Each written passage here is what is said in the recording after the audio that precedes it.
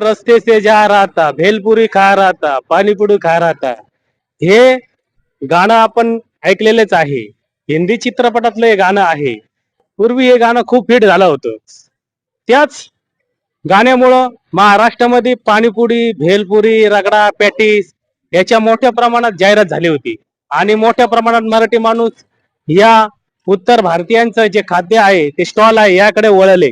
तसंच संपूर्ण महाराष्ट्रामध्ये आपण बघितलं तर पाणीपुरी, भेळपुरी खाणाऱ्यांची संख्या वाढली आहे. परंतु हे व्यवसाय करत असताना यूपी, बिहारी हे भैयच हा व्यवसाय करत असतात. मराठी माणसाला मराठी बोलत असताना हिंदीमध्ये बोलावं लागतं. भैया पाणीपुरी द्या, भैया रगडा द्या. आता भैया म्हणायची गरज नाही. कोपरगाव शहरामध्ये एक मराठी तरुणाने, मराठी माणसाने एक व्यवसाय निर्माण केला आहे. आता दादा पाणीपुरी द्या, दादा भेळ द्या असे म्हणायची वेळ आली आहे. मुंबई सारख्या शहरामध्ये चौपाटीवर अनेक खाद्याच्या पदार्थांच्या गाड्या असतात. त्या ठिकाणी मोठी गर्दी असते. असंच कोपरगाव शहरात देखील असं एक ठिकाण आहे. या ठिकाणावर खाद्यपदार्थांच्या गाड्या लागतात. ते ठिकाण म्हणजे कोपरगाव शहरातील विश्वरत्न डॉक्टर बाबासाहेब आंबेडकर यांच्या पुतळ्याच्या पाठीमागे या ठिकाणी अनेक गाड्या असतात.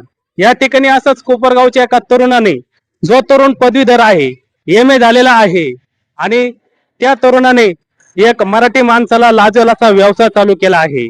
ज्या व्यवसायामध्ये यूपी बिहाऱ्यांचं वर्चस्व होतं त्या व्यवसायामध्ये मराठी माणसाने आता एंट्री केली आहे. कोपरगाव सारख्या शहरात त्या माणसाचं आपण आज मुलाखत घेणार आहोत. चला तर मग आपण त्या दादाशी वार्ता करूया, भेट घेऊया. चला. नमस्ते हो. काय नाव आपलं? प्रीतम मुनतोडे. आपण हा जो व्यवसाय केलेला आहे हा शक्यतो उत्तर भारतीय लोकच करतात, परंतु तुम्ही हा व्यवसाय केला, मराठी माणसांना एक आनंद आहे. या व्यवसायात तुम्ही उतरला का आणि कशी आपण यात सुरुवात केली? पहिले तुम्ही माझा इंट्रोडक्शन. माझं प्रीतम मुनतोडे. मी कोपरगावातल्या गांधीनगर या भागात राहतो. माझं शिक्षण MA झालेलं आहे. माझे मिसेस आहे, त्यांचं पण शिक्षण MA झालेलं आहे. पण मग काय झालं, एक जॉब करत होतो मी हॉस्पिटलमध्ये नर्सिंग स्टाफ म्हणून. पण त्यावेळेस एक पर्टिक्युलर ठराविक त्याला पेमेंटचे एक लिमिटेशन राहतात, 10 ते 15 हजार रुपये. त्याच्या पुढे माणसाला पेमेंट दिलं जात नाही नोकरीच्या ह्याच्यामध्ये. नोकरीला कसं राहतं, एक बंधन राहतं, टायमिंगचं आहे त्याचं. मग त्यानंतर माझा मुलगा आता 10वीला शिकत होता. आता तो आज 12वीला आहे. मी जेव्हा धंद्यात पडलोय म्हणजे 3 वर्षापूर्वी, आज 4थं वर्ष चालू आहे आपल्या धंद्यात. तर मी तो विचार केला की आज आपला मुलगा मोठा व्हायचा आहे, आपण कुठंतरी नाही का एक 15,000 लिमिटेशन, त्यात घर चालायचं, परत शिक्षण व्हायचं, पॉसिबल नाही या गोष्टी. त्यासाठी मराठी माणसाने पण धंद्यात उतरलं पाहिजे. तर माझ्या मित्रांनी काही मला सजेस्ट केलं की पाणीपुरीचा धंदा करावा. मग मी पाणीपुरीच्या व्यवसायामध्ये उतरलो. पहिल्यांदा थोडेसे प्रॉब्लेम आले, कोणी काही शिकवायला नव्हतं. युट्यूबला इकडे तिकडे सर्च करून आपण क्वालिटी अचीव केली. आज आपल्याकडे चांगला टर्नओव्हर आहे. आपला रोजचा म्हणजे जवळपास 2,500-3,000 रुपयाच्या पुढे जातो आपण धंद्याच्या बाबतीत. आता एवढं वातावरण स्लॅक असताना सुद्धा, आणि मार्केट जर बऱ्यापैकी असलं तर 5-5.5 हजार रोजचा धंदा होतोय आपला. म्हणजे महिन्याला आपण 90,000 ते 80,000 रुपये याच्यातून अर्निंग घेऊ शकतो. पण त्यासाठी आपल्या माणसाने सपोर्ट केला पाहिजे. खासकर आपल्या मराठी माणसाने धंद्यात उतरल्यानंतर लोकांचं काय राहतं का बुवा आपण खायला भैयाकडेच गेलं पाहिजे, भैया पाणीपुरी चांगला बनवतो. पण लोक विचार नाही करत का बुवा आपल्या माणसाला आपण पुढे न्यायचं म्हटलं तर आपण त्याला सपोर्ट केला पाहिजे, आपण त्याच्याकडे खायला गेलं पाहिजे. एक वेळ आपण तिची चव बघितली पाहिजे का काय येतं. आता आपण सगळं हायजेनिक पद्धतीने बनवतो. मी हॉस्पिटलला जॉब केलेला आहे, त्यामुळे मला या गोष्टी माहिती आहे का बुवा कुठल्या गोष्टीने त्रास होऊ शकतो. आपण चांगल्याच क्वालिटीचा गुळ, चांगल्या क्वालिटीचे बटाटे सगळे वापरतो. इव्हन आपण जर आता मार्केटला गेलो ना तर मार्केटला जे बटाट्याचे व्यापारी आहेत दादा, त्यांना विचारून पहा, आपण फक्त इंदोर बटाट्याची गोणीनीच घेतो. आपण कुठलाही सडेल गळेल कोणताही माल आणत नाही. आता तुम्ही दाखवू शकता हे रगड्याची क्वालिटी, पाण्याची क्वालिटी. कॅमेरामॅनला दाखवायला लावा तुमच्यावाल्या, ही क्वालिटी आपली वाली. आज भैया लोक वगैरे बनवत असतील तर त्यांच्या समोस्यामध्ये मला वाटतं का बुवा जी चटणी असते तिला एक प्रॉपर टेस्ट नसते. पण आपली टेस्ट आहे तर राजस्थान स्वीट मार्टला जी टेस्ट मिळते लोकांना, त्याच तोडीचा मी समोसा बनवतो. माझ्या समोसाची क्वालिटी बघून घ्या तुम्ही. हा आपला समोसाची क्वालिटी आहे.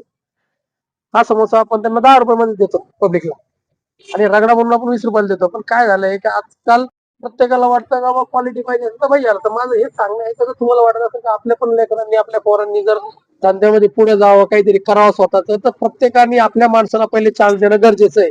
आपण परप्रांतीयाला चान्स दिला, साहजिक आहे त्यांचं अर्निंग इथून घेऊ, ते त्यांच्या समजा UP बिहार तिकडे जाऊन त्यांचे पैसे इन्व्हेस्ट करणार किंवा काय करणार.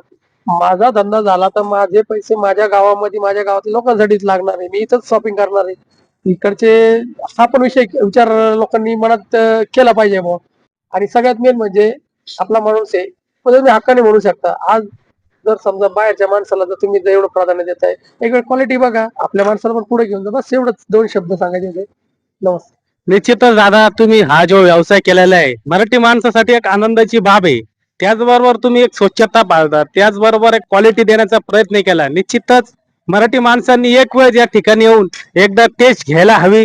कोपरगाव शहरातील विश्वरत्न डॉक्टर बाबासाहेब आंबेडकर या मैदानात त्यांचा स्टॉल आहे. मराठी माणसांनी मराठी माणसाला सपोर्ट करायला पाहिजे, असं या दादाचं काम आहे. निश्चितच आपणास अभिमान वाटायला पाहिजे. दादा, तुम्ही हा जो व्यवसाय करतात, अजून याच्यामध्ये तुमच्याकडे स्पेशल काय काय आहे तुमच्याकडे? स्पेशल मध्ये आपल्याकडे दाबेली आहे, आपण दाबेली चालू केलेली आहे. त्याच्यानंतर रगडा आहे आणि खास कर आपला समोसा खाकरा म्हणून एक प्रकार आहे माझ्याकडे. तो जास्त चालतो माझ्याकडे. म्हणजे खाकऱ्याच्या जवळपास जर मी झालो ना सकाळी 2 वाजता झालो, तर एक 4-5 वाजेपर्यंत 50 एक खाकरे निघून जातात माझ्यावाली. आता दाखवायला नाही, खाकरा संपलेला आहे. आता फक्त समोसा मिळेल तुम्हाला, दाबेली मिळेल, रगडा आणि पाणीपुरी. पाणीपुरीमध्ये आपल्याकडं 3 टाईपची पाणीपुरी आहे. एक मीडियम, एक तिखट आणि एक गोड. लहान पोरांसाठी आपण गोडच देतो, म्हणजे सांगायची सुद्धा आपल्याला गरज पडत नाही का लहान पोरांना तर आपल्याला माहिती ना काय पाहिजे. आणि सगळ्यात मेन म्हणजे आपण जे मटेरियल बनवतो सगळं हायजेनिक पद्धतीने आणि सगळं चांगल्या ब्रँडचं वापरतोय. जसं लोक आज गुळ वगैरे वापरताय किंवा मग आता जे छापेमारी वगैरे चालू आहे फूड इन्स्पेक्टर्स कडून, तर मला हे सांगायचं आहे की आपल्याकडं त्यांनी आपलं प्रत्येक गोष्ट लॅब टेस्टेड आहे. एकदा सगळ्यांनी येऊन आपला एकदा चव घ्यावी आणि त्यात जर काही वाटलं तर सांगावं.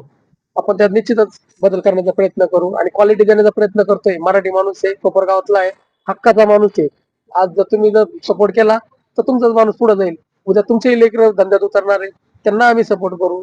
आणि प्रत्येक गावकऱ्याचं पहिलं महत्व हेच पाहिजे की ऑनलाईन शॉपिंग न करता आपण आपल्या गावातल्या लोकांकडून शॉपिंग केली पाहिजे, जेणेकरून तेच लोक आपल्याला कामाचे नाही. उदाहरणार्थ कधी आंबेडकर जयंती आहे, गणपती उत्सव आहे, त्यावेळेस तुम्ही वर्गणी वगैरे मागायला बाहेरच्यांकडे नाही जात, तुम्ही प्रॉपर लोकांकडे मागतात.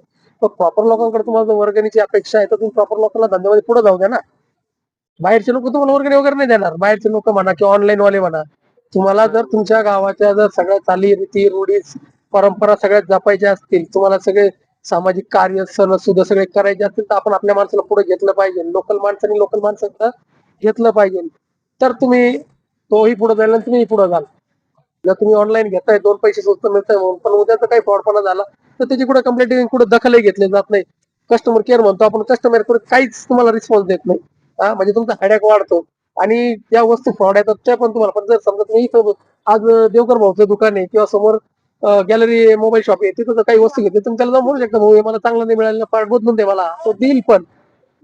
पण जर ऑनलाईन जर तुम्ही शॉपिंग करताय तर त्याला क्युरीज किती असतात, तुम्हाला हे फॉर्म भरून द्या, तुम्हाला त्याच्यामध्ये मेन्शन करा, हे करा, आणि त्यानंतर तुमचा पार्ट येईल त्याची गॅरंटी नाहीये. उदाहरणार्थ तुम्ही हेडफोन घेतले, तुम्ही रिप्लेसमेंटला टाकले तर येतच नाही. असे कित्येक कंप्लेंट्स आहे कंझ्युमर ऍक्ट कडे, पण ते कोणी दखलच घेत नाही त्या गोष्टी. त्यामुळे तुम्ही गावातल्या लोकांना प्राधान्य द्या, त्यांना पुढे जाऊ द्या.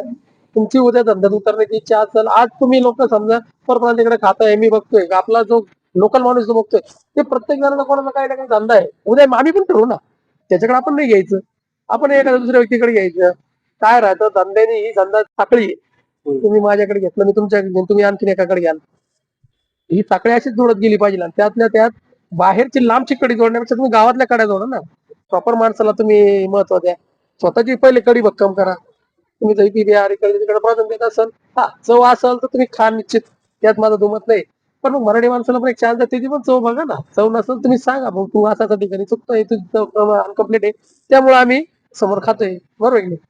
मग निश्चितच कोपरगावकरांनो, बघा या ठिकाणी पाणीपुरी, शेवपुरी, दहीपुरी, भेलपुरी, खाकरापुरी, रगडा पेटी, समोसा रगडा, पापडी रगडा, कच्ची दाबेली, कचोरी, एवढे सारे आयटम तुम्हाला दुसरीकडे कुठं जाण्याची गरज नाही. एक वेळेस आपल्या मराठी माणसासाठी, आपल्या कोपरगावकरांसाठी, आपल्या कोपरगावच्या तरुणासाठी एक वेळेस आवश्यक भेट द्या. आणि तुम्हाला कसं वाटतं एकदा आपल्या मराठी माणसासाठी सपोर्ट करा. सत्य एक्सप्रेस न्यूज साठी रवींद्र जगताप, कोपरगाव. धन्यवाद.